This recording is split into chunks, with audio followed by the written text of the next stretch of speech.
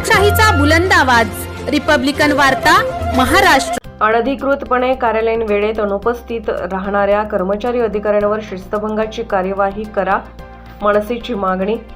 पंचायत समितीत 3 वर्षापेक्षा अधिक काळ कार्यरत असणाऱ्या अधिकारी कर्मचाऱ्यांच्या बदल्या करा। बातमी पूर्णा।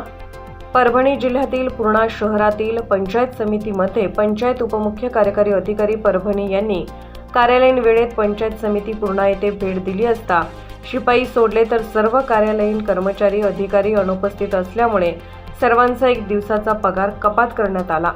त्याचप्रमाणे पूर्णा पंचायत समिती असाच प्रकार मनसे तालुका अध्यक्ष अनिल बुचाले यांच्या निदर्शनास आला असून त्यांनी दिनांक 22 ऑगस्ट 2024 रोजी कार्यालयात सकाळी ठीक 11 वाजेपर्यंत एक कर्मचारी सोडला तर वेळेवर कुणीच हजर नव्हते याची नोंद घेऊन नोट कॅमेरा, फोटो व व्हिडिओ तयार केले आहे।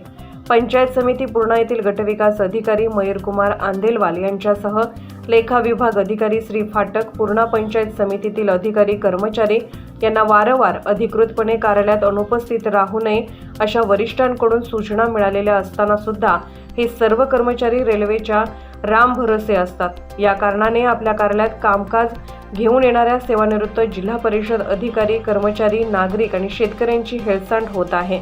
तरी बेशिस्तीत वागणाऱ्या अधिकारी कर्मचारी यांच्यावर शिस्तभंगाची कार्यवाही करणे अपेक्षित आहे अशी मागणी महाराष्ट्र नवनिर्माण सेनेचे तालुका अध्यक्ष अनिल बुचाले यांनी परभणी जिल्हाधिकारी यांच्याकडे एका निवेदनाद्वारे केली आहे।